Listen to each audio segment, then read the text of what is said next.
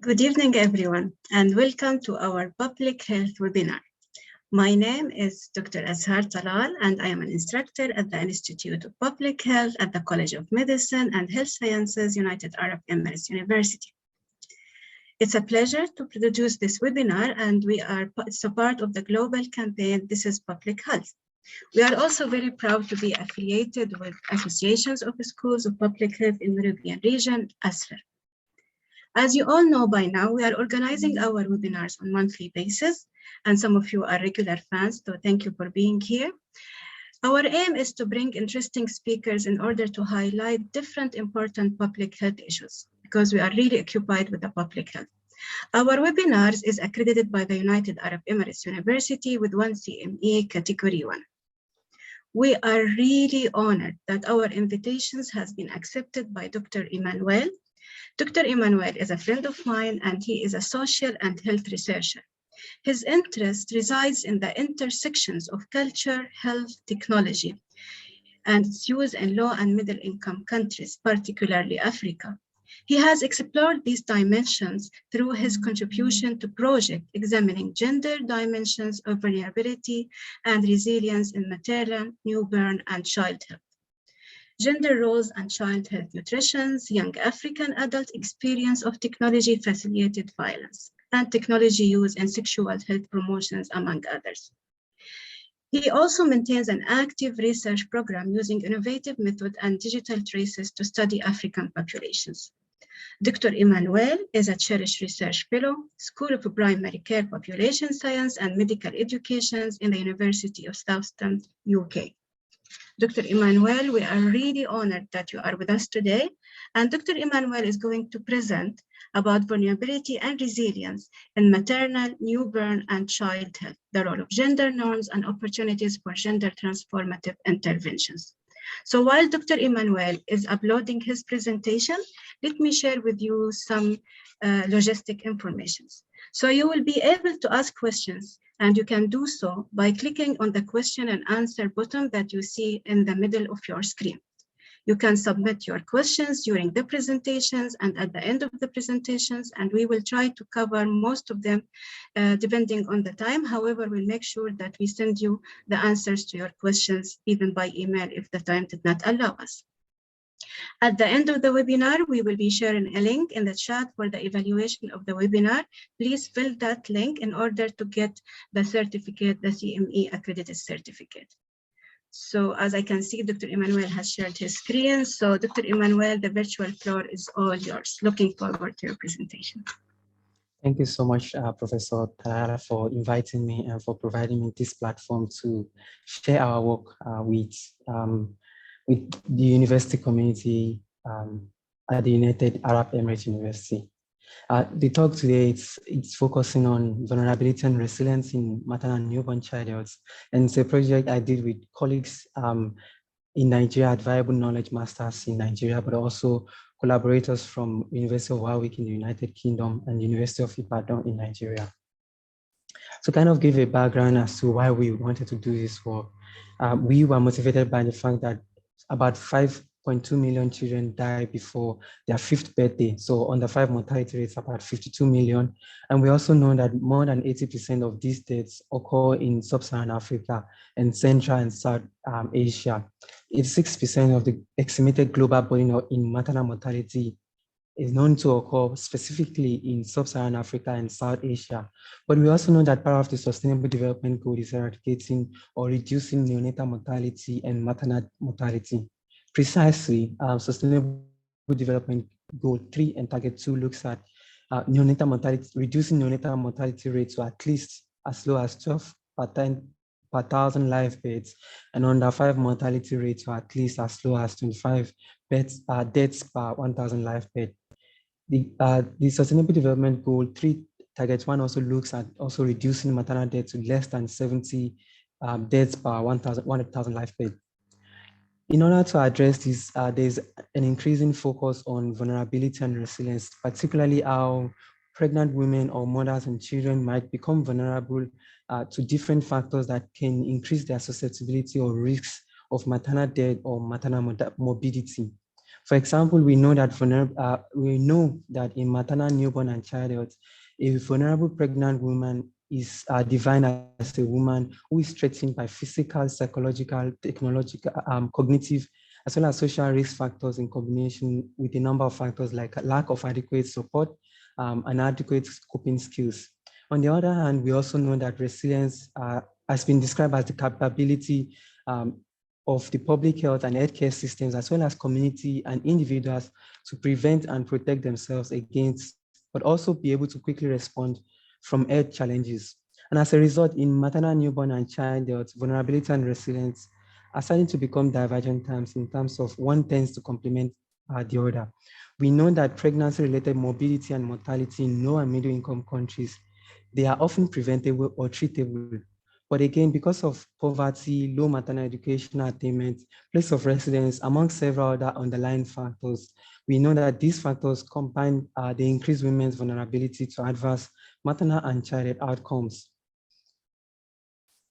Even though all of this has been established in the literature, what we don't really know is how these factors are also moderated by gender. For example, we know that institutionalized power in terms of social and political economic advantage and disadvantages afforded to different genders can influence power relations, especially in relationships or in marriage. Gender also intersects with other social determinants of health, including social class, race, and ethnicity. For example, we know that different gender expectations may result in greater vulnerability to mothers and their children. And as a result, we have also starting to see increase in promising gender-sensitive practices in health initiatives. For example, these have emerged to be successful in HIV/AIDS preventive programs across the world. So in our work, what we wanted to do is to be able to generate comprehensive evidence, or a kind of a synthesis of evidence looking at different dimensions of gender, and so be able to provide like a comprehensive framework for addressing these issues. And to do that, we did a scoping review, and our scoping review was basically, we used a search strategy that revolved around 3 blocks. On one side, we were looking at population in terms of maternal, newborn, and child health, but also health outcomes that revolves around women, children, and issues around maternal, around motherhood, right? And we were also concerned about, we were also focused about exposure in terms of vulnerability. So these papers have to look at maternal and child health, but they also have to be focused on vulnerability, resilience, and high risk. In terms of settings, we are particularly interested in research that have been conducted in low and middle income countries, or even settings with limited resources. And so having developed our search strategy, we searched on major publication database like PubMed, as well as Google Scholar, even to search for great literatures. And having retrieved the publications, we developed and validated a high performance machine learning classifier. And the purpose of this was to be able to synthesize the research that we have found, to synthesize these so that we only review a subset of the data of the text or of the manuscripts. And so during this process, we retrieved about 76,656 records. A number of them were eliminated based on the machine learning algorithm. So we developed a model, a statistical model, which looks at each abstract and also looks at whether they align with our research focus in terms of population, exposure, and also setting.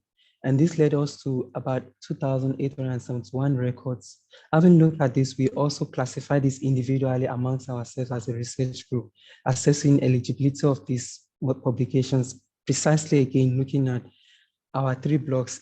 The papers have to be focused on maternal, newborn, and child health, and they also have to be focused on vulnerability, resilience, and high risk. But they also have to have been conducted in low and middle income countries. So ultimately, we were left with 17 studies that met all of these inclusion criteria in terms of even looking at gender focus. And to chart our data, we used a framework that has been developed by Morgan and colleagues to look at gender analysis in systems research. And this framework basically has about 5 dimensions. On one side, it has access to resources, which is basically the extent to which women and men have access to the same resources that can either increase their vulnerability to adverse risk like morbidity or mortality, or even increase their resilience or ability to cope with many of these issues. We also looked at division of labor. For example, division of labor has to do with how women's social roles such as childbearing, childcare, and infant feeding affect economic opportunities for women. And I'll discuss all of these and how they apply to our work in a minute. We also look at social norms, for example, how social norms, ideologies, beliefs, and perceptions, and even stigma inhibit women's access to maternal health care services, and whether these are even available to unmarried women or women of specific age group or demographics. Another aspect has to do with agency and decision making, the ability for women to make informed decisions about their own health needs and also contribute to household decision making. Altogether, like I said, we had about 17 studies that met our inclusion criteria for a focused gender analysis. And out of these, 13 were focused on maternal health, while the remaining 4 were on child health. So we were basically interested in maternal and child health. But on one side, we had 13 papers, 13 gender-focused paper on maternal health, but also gender-focused on child health outcomes. And 11 of these studies were focused on sub-Saharan Africa, of which 3 were from Kenya. The rest were from other low and middle income countries like Asia and the likes. In terms of the distribution of the result again, so like I said, we have different dimensions of vulnerability and resilience, and how all of these can influence women's vulnerability or can aggravate women's risk to maternal morbidity or mortality. And we see that access to resources appears to be the most dominant focus of many of these papers. So most of the papers, like 5 of them, we're looking at women's access to resources and decision-making and how this influences their vulnerability or ability to cope with health shocks during childbearing or pregnancy. 3 studies examined power negotiation, relation, and these are just basic demographics of the paper. But in terms of access to the resources, what we find most interesting is that most primary caretakers, including mothers, were not income earners in many of these publications. So for example, and this often even lead to women relying on their partner in order to make some decisions. For example, we see that in many studies, women often made references to waiting for their partner or waiting to be sent money from their husband. So in essence, we have women who are resident in the household who possibly because of some health needs, maybe they need to attend to some, maybe the child is sick or they urgently need funds to access health care, but they cannot access some of these health care services because they do not have an source of income, and they have to wait for their partner to provide means of funds to access healthcare services. We also see that pregnant women or mothers lived in households in most studies which are characterized by socioeconomic status and had low levels of education. In summary, what we are starting to see is that access to resources appears to be a dominant influence or a dominant factor of vulnerability and resilience. Whether a woman will be vulnerable to health risk or morbidity or be able to cope with health shocks depends on the availability of resources. And unfortunately, most women or most pregnant women or most mothers do not have these means to cater for themselves, and they have to rely on their partner or their spouse for access to healthcare services. Division of labor was also an interesting dynamic. Unfortunately, we found that only one study highlights this aspect, but it's also interesting to see how studies are starting to acknowledge how women's need to balance economic activities and reproduction often increase their vulnerability and ability to recover from obstetric complications. For example, many women have to juggle in the previous finding, we find that some women do not have access to resources because they have low levels of education and also not working. And even when they are working, they earn less. But we also see that even working as a woman can also influence women's vulnerability and resilience in the sense that women then have to cope with economic activities, but also reproduction, taking care of the house, taking care of the family, and taking care of the households in general. And all of this also aggravates their risk of maternal mortality or morbidity. And in some studies, we see that social network appears to foster resilience in some settings. So for example, women, and we've seen a study in Kenya where women who have access to social network, maybe a family who assists with childcare, are able to still continue with their day-to-day activities because maybe these networks provide them with financial, material, and emotional assistance, including those related to household responsibility like childcare, among many other things. And I've also included a citation or references to some of these findings on the other side.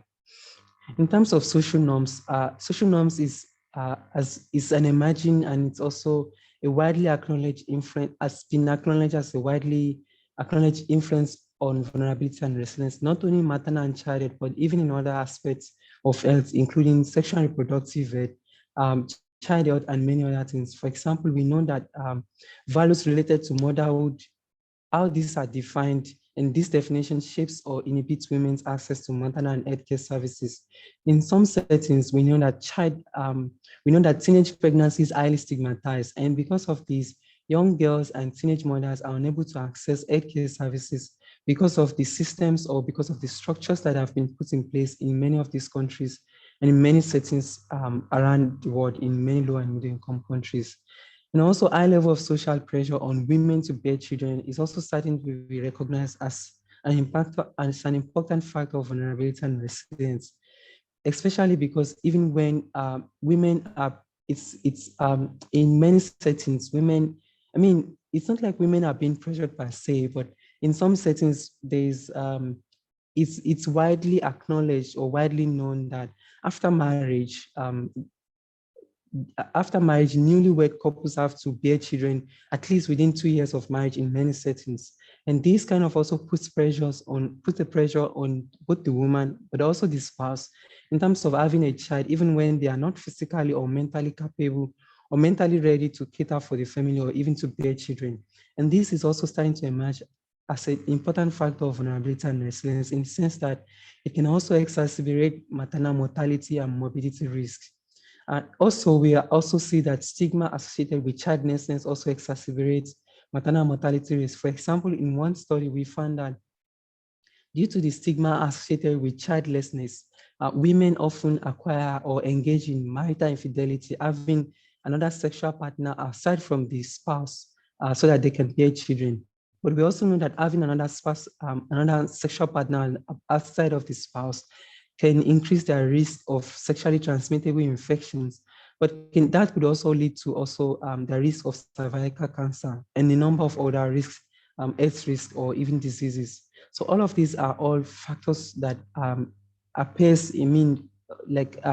to influence women's vulnerability and resilience in maternal, newborn, and childhood.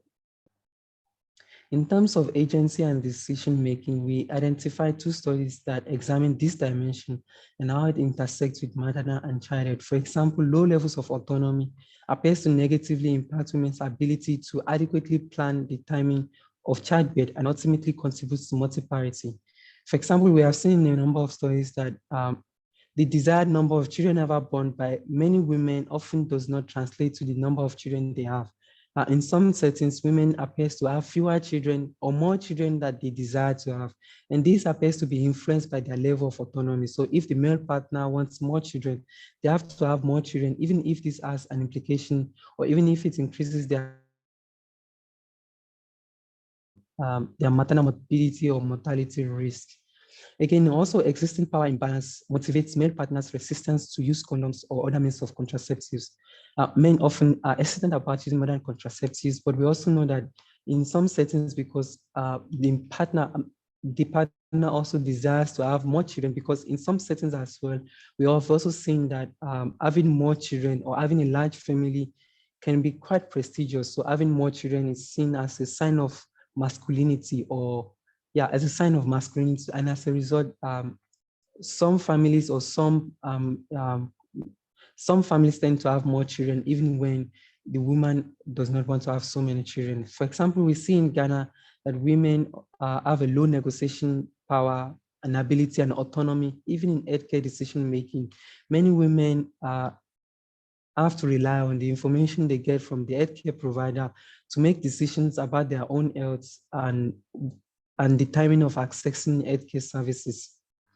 Power negotiation is also another interesting dynamic. We particularly found two studies that examine this dimension, and particularly in terms of spousal violence. We know from multiple studies that spousal violence has significant influences on women's health, but also the family, but also the health of the children and also the health of the members of the family. Women exposed to intimate partner violence are likely to experience persistent poor mental health across antenatal and postnatal periods. And this can influence how and whether they even access these services. women who tend to who are victims or victims of intimate partner violence are less likely to access antenatal care services, but we also know that they are also more likely to have poor mental health during postnatal and even during childcare. The lack of or disappointment of partner support and poor marital relationship and emotional physical abuse is also associated with high levels of postpartum anxiety and depression.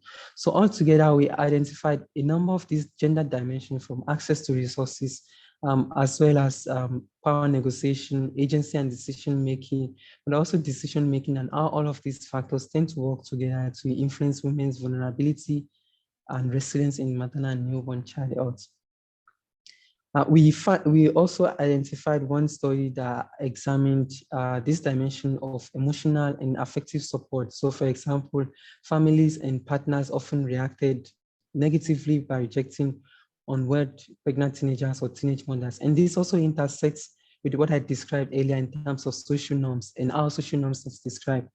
In many settings, even though we know that teenage motherhood is associated with a number of negative health outcomes and even social outcomes for the mother.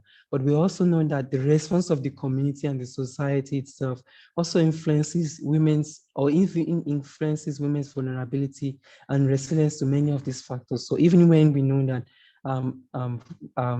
teenage motherhood can influence women's or teenage mothers' access or even enrollment in school, actually it seems as though these influences appears to be also influenced by the response from the community. So where there's little support from the family or from the community, these relationships appears to be larger.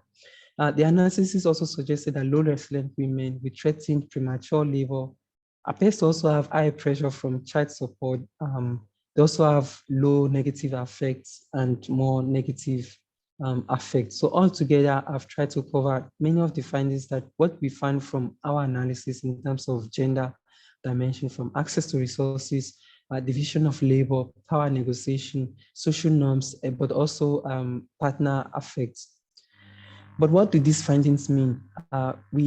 Altogether, we think that gender norms, roles, and relationships from our work, they appear to significantly influence and reinforce vulnerability and resilience in maternal and child health. And in order to be able to propose gender transformation solutions, we also reviewed this literature as well as what has been shown in the broader literature. For example, we found that in terms of access to resources, there are different ways for addressing this. And some of this has to do with eliminating financial barriers for women in terms of accessing maternal and child health services. And this could include providing incentive or even reducing healthcare, the cost of accessing healthcare. For example, empower mothers through formal and informal education to enhance their health awareness. But in some settings, they've also provided a kind of health relief or subsidy to help women to be able to access healthcare. But this has also been an issue of debate because some studies have also shown that subsidy for healthcare access also tends to benefit the more advantaged people than those in low socioeconomic status. So perhaps eliminating financial barriers could be one way to eliminate or to reduce vulnerability and resilience in terms of access to resources. In terms of division of labor, we believe that it's important to provide adequate support and affordable childcare for mothers to enhance their productivity and participation in the labor force. And this could be achieved in one way by incentivizing programs that motivate the involvement of men in childcare and households. And we're starting to see this in many developed countries where there is now paternity leave for fathers to be involved in childcare, but also we're also starting to see, even with HIV programs, we're starting to see an increase in focus on engaging men and boys in HIV programs. And this is also important to be adapted in maternal and newborn child health, so that at least women's responsibility in childcare and economic roles can be balanced without affecting another. In terms of social norms and how values are defined, we think that it's important to address these issues regarding cultural stereotypes, especially those that impede maternal access to healthcare services, and those related to marriage and adolescent motherhood particularly. And this is especially because, like I said, it appears that women's vulnerability and resilience to maternal and childhood, particularly among teenage mothers, appears to be influenced by the societal response to these structures and how these issues are defined. Perhaps one way of addressing this could be engaging community leaders in elevating social norms that puts women and girls at risk of poor health. And this is also not something that is new or peculiar to maternal and newborn childhood. This is a well-validated program or strategy that's even in sexual and reproductive health. There's an increasing focus for engaging men, religious leaders and community leaders in sexual and reproductive health program so that we can achieve like a comprehensive or engagement, or at least making sure that everyone is fully involved in achieving the global targets.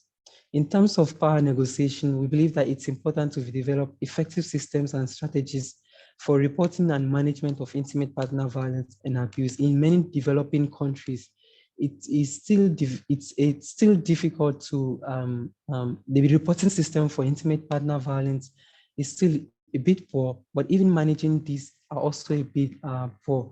There needs to be systems in place to assist women who are victims of intimate partner violence to be able to cope and with this, and also to assist them to get around life and other means of livelihood without affecting their overall health and well-being, as well as that of their children. And lastly, in terms of agency and decision-making, it's important to provide universal access to safe and effective means of contraceptive, irrespective of levels of education and wealth. But this also is important in terms of strengthening capacity of women and girls through education and job creation. Women need to be and it's important to provide unified access to, or a broad range of opportunities that are available to people. Women need to know, but not only women, like we mentioned previously, even the partners need to know what available methods are available in terms of contraception, and even see benefit for having smaller family size or having a desired family size for the family. It's also important to empower women to make decisive decisions about whether they want to have more children or when they want to have more children. And this can only be achieved by ensuring that women have the means to make informed decisions, they have the means to access resources, they also have the means to harness education and also be able to contribute to decision making. I think I finished a little before time, but I look forward to discussing many of these findings and hearing your thoughts on our work. Thank you so much. Yeah, thank you so much, Dr. Emmanuel. I think this is a very provocative presentation. It's an eye-opening to see what's going in other parts of the world. And we all, as a public health experts and passionate about public health, we should share concerns about what's going on in other countries. So thank you so much for such an interesting presentations. And I think you published this paper recently, 2022. It is open access, so we can access it. That's great. So if you can share it with us, I can share it with the participant as well.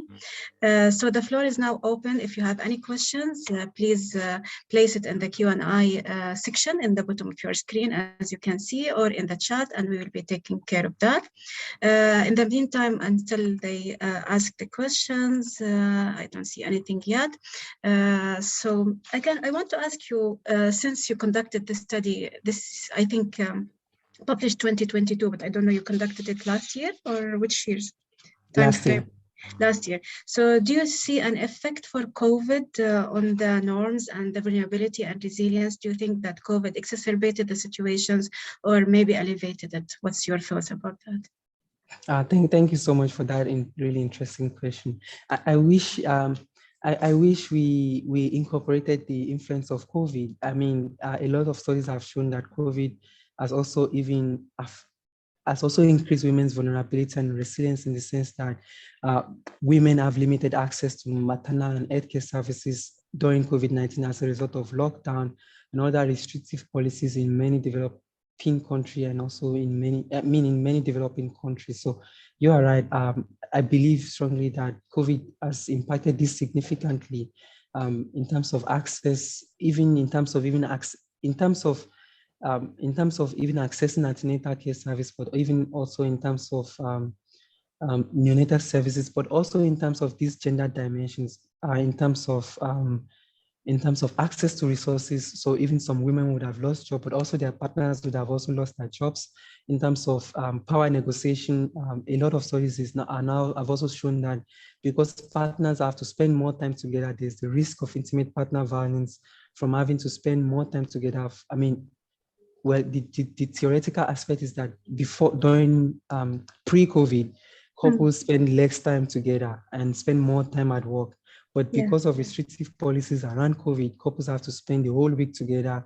And maybe because of that, they tend to see certain things that they don't see during pre-COVID, and that they also exacerbate intimate partner violence. In some settings, especially settings like South Africa, where there's labor migration, women who are victims of intimate partner violence also appear to experience it lesser during the weekdays because maybe the partner travels to another community for work and then come back during the weekend. So yeah, but maybe because of restrictive policies, they have to live with this partner for the whole period of in the whole period of the lockdown. I mean, in terms of also social norms, I think that has probably remained the same pre-COVID and also during COVID. Yeah, so I think there are also direct influences for COVID, but there are also indirect influences in terms of gender. Yeah, I agree. Yeah, that's very good.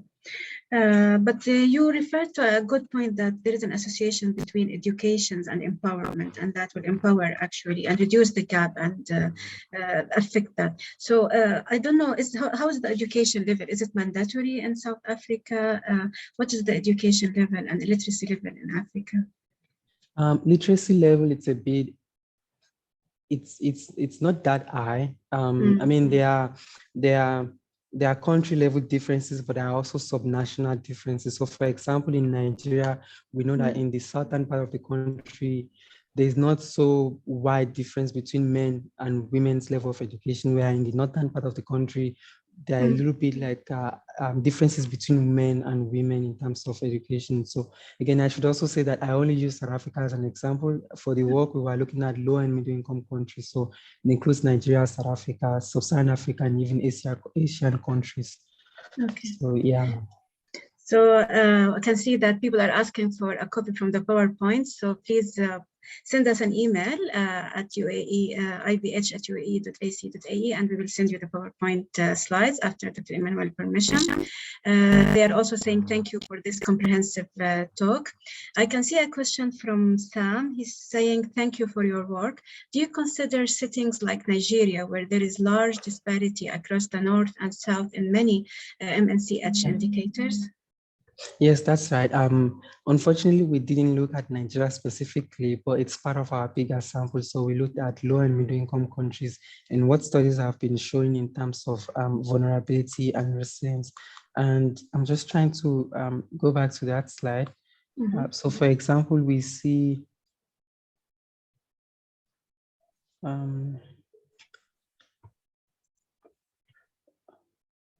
okay, so unfortunately we didn't find so the thing is that, so when we were doing our search query, we were particularly interested in studies that focused on vulnerability and resilience in maternal and newborn child health in low and middle income countries.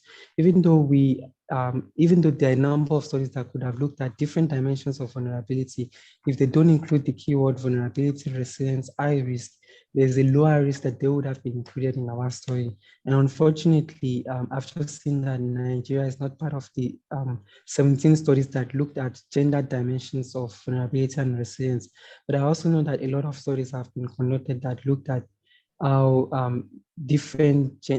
gender and power imbalances. For example, we know that child marriage, for example, is high in some part of Nigeria, and this is associated with negative maternal and child outcome like attending ANCs, even intimate partner violence, and even education, and a number of other indicators. So it's a quick answer to that question is that unfortunately Nigeria was not part of the stories that form part of the gender dimension, but we do know from the bigger picture that there's these differences in North and South in terms of vulnerability to maternal and child health in Nigeria. Yeah. Okay, great. Thank you so much. Sultan Al-Hussein is saying thank you for these presentations. I can see another questions from Anonymous. They're saying in terms of accessing health services, it is not mentioned in the study, but how practical and effective doing field visits for clinics or healthcare centers to visit the locals and provide screening at low or reduced cost. What do you think about this measure? Okay, I think the internet maybe lagged. Dr. Emmanuel, do you hear us? Dr. Emmanuel is currently in Nigeria, so we are expecting some technical issues. And as you can see, he's passionate about public health issues in South Africa. I think we lost him. So for those who ask these questions, I will be sending these questions to Dr. Emmanuel and we'll get back to you with the answer. However, I prefer if you can share your name or email so we can get back to you. Till the technical issues is resolved, I would like really to thank you all for attending our presentation today. And this was a really good end for this season. Thank you so much, Sam. So we want to thank you all who made this webinar as well possible, the management of the College of the United Arab Emirates University, who gave us the green light and support our organization of the webinars. I would like to thank personally Prof. Michael Grivna for his unlimited support. We'd like to thank Mr. Assager, Mr. Ismail Konaisi, and Dr. Affat, Ms. Bayan, and Mr. Aminu. They are the really stars behind the coordinations of these webinars. Big thanks goes to all of you, our audience and participants. Thank you so much for being the public health ambassadors and for always making sure to attend and follow us on social media and attend our webinars, which we really feel happy because we are conducting it for you. Again, if you would like to receive a certificate of attendance, fill in the link in the chat to receive your survey. And if you want the PowerPoint presentations as well, send us an email. These are the contacts of Dr. Emmanuel. If you would like to contact him personally, he has this website and Twitter. And if you want any information from us, send us an email at iph@uaeu.ac.ae requesting the PowerPoint presentations. So our next webinar will be conducted on the 27th of September, inshallah. So you have a break in the summer. We will meet again in September. And the presentations will be by Dr. Lisa Bride from the GLIDE Global Institute for Disease Eliminations. Till then, please stay tuned to our social media platforms. We will be posting more details. We look forward to see you again and stay safe. Have a lovely summer vacations and see you soon. Goodbye.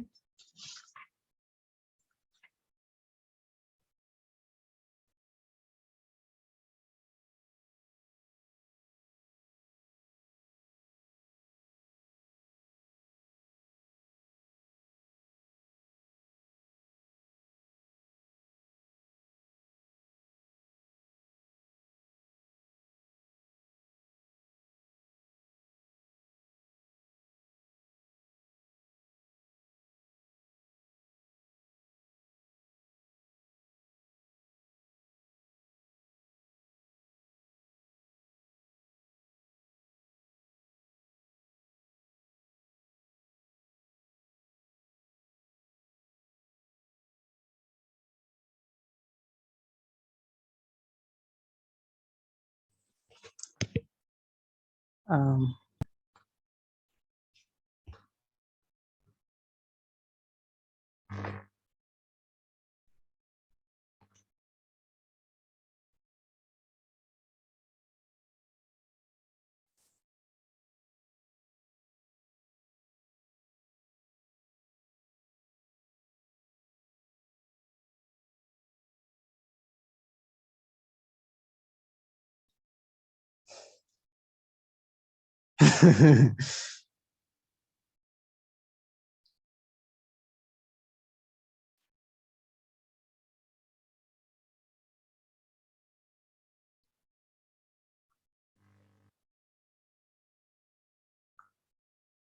okay.